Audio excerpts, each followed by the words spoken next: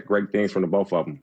By the way, it's when you get traded or let go by a franchise, Darnold said it stings, right? And Joey and I have talked about this. If I got traded to another network, you start to, how do you not lose confidence as a pro athlete when you're traded?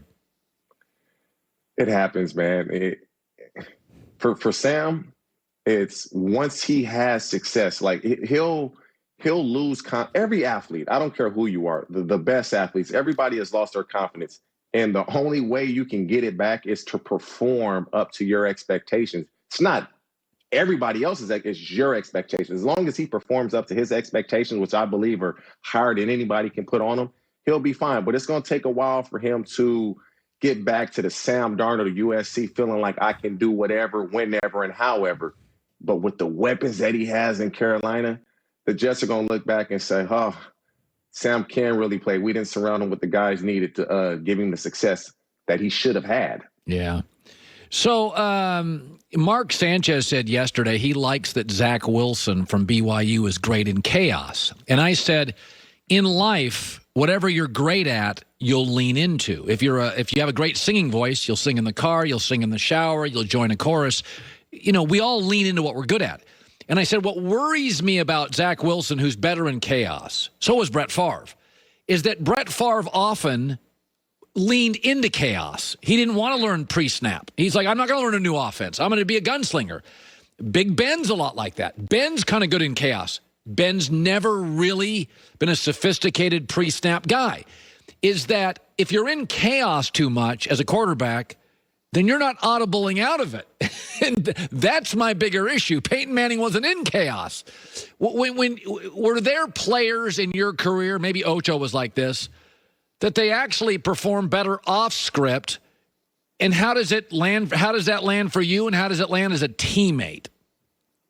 Out of all the guys that I played with, it would have to be Chad. And Chad you didn't want to put Chad in a box, meaning, for instance, I'll give you an example. We would install a new play, and it would be, okay, in too high, we're going to run it like this. When I say two high safeties, so in cover 2, we want to run a route like this. Cover 4, we want to run it this way. So that they're both too high, but we're going to run the route differently depending on what coverage. Single high, we're going to run the route like this. So that's 3 different ways we can run that route. So Chad you just got to let Chad be an athlete. Chad's going to get open, and it might not be what we just talked about. It was too high, Chad, cover 2. The middle of the field was open. He's still going to get open, but if you try to overcoach him, then it can kind of bog down his athleticism and just natural talent taking over. Yeah. So we were talking about Julian Edelman, and most people think he won't get into the Hall of Fame, but my argument has always been there's a lot of guys, receivers on bad teams, and they pick up a lot of yards, 8 minutes to go against prevent defense. I like Matt Ryan, but Matt Ryan trails in a lot of games with 8 to go. He may pick up 130 yards in the last 2 drives, and they're meaningless. Edelman, with 8 minutes to go, led for a decade. The Patriots led. They won 12, 13 games a year. So he was asked to block. So when you look at Edelman's numbers, they're true numbers. He didn't have junk yards. The system asked him, return punts, block.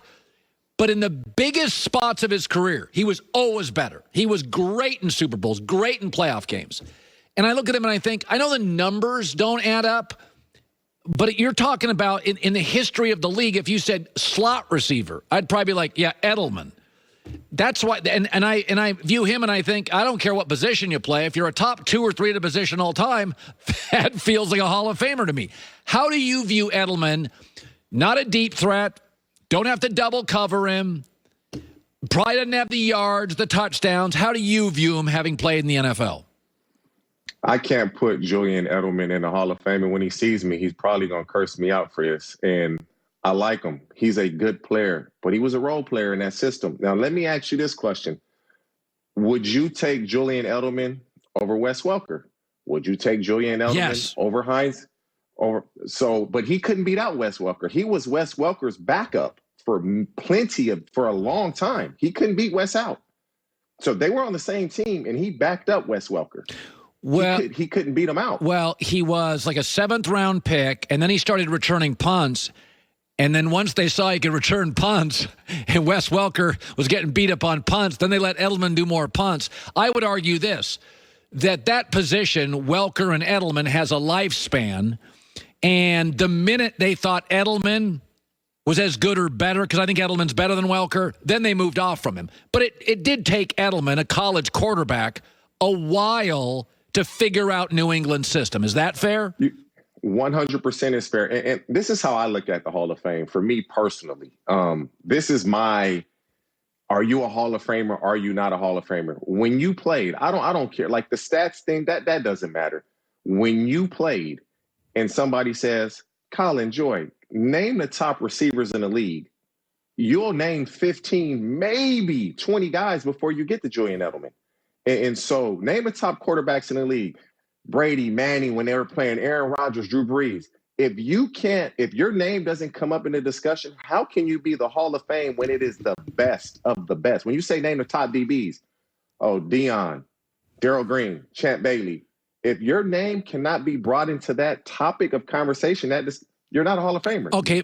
Julian Edelman played well in the playoffs, but it's not just the playoff games. You have to do, it's a totality of your entire career, not just the playoffs. But if I said to you, best slot receivers ever, because I look at, there's the DeAndre Hopkins on the outside. You want a tall, angular speed receiver.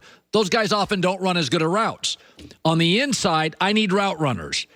I need blockers. So I look at him as a top 3 slot receiver ever. Do you? Yes, Julian Edelman playing in a slot. Like he made plays. When the catch he made against Atlanta, I don't think anybody else makes that catch. That's going to be an incomplete pass. He made plays when they needed him to make plays. I'm not taking that away from him, but I just always believe, and I'll give you a prime, like Torrey Holt, he's not in the Hall of Fame. Isaac Bruce is not in the Hall of Fame. I believe they'll get in. Reggie Wayne isn't in the Hall of Fame. I believe he'll get in. One of the best receivers to ever play football, and I'll argue with anybody, Chad, he'll never get in the Hall of Fame. And no disrespect, Julian Edelman, he can't touch Chad when it comes to playing the wide receiver position. Not even close. Not even apples to oranges, apples to beans. But okay, let me throw this out. But Chad didn't run good routes. Chad wasn't always no. That's so disrespectful, Colin. Chad is one of the best route runners in the history of the NFL. History. Not when he played, history. Well, did he block? No. All right. No, he's not going to block. Was he easy on quarterbacks, or was he difficult? He was easy on quarterbacks because he created a ton of separation. He was difficult because he would freelance a little too much. All right. A little bit of a freelancer. Well, I'm not. Hall of Fame has freelancers. You can be a freelancer. I'm okay with freelance. I'm not saying, by the way, I'm just making the argument that I think in sports, when you play for a great organization like Manu Ginobili with the Spurs or Klay Thompson with the Warriors, you sacrifice a lot of stats because you're going to be leading games late. You're going to hit the bench. I mean, when you play with Durant and Steph Curry, they're going to be nights Klay Thompson takes 9 shots. If he played in Charlotte, he'd take 24 and score 32.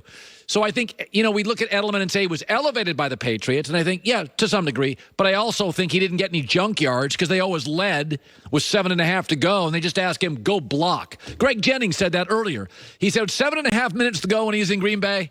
He put his blocking pads on. It's like, all right, guys, my day's done. I'm going to go block.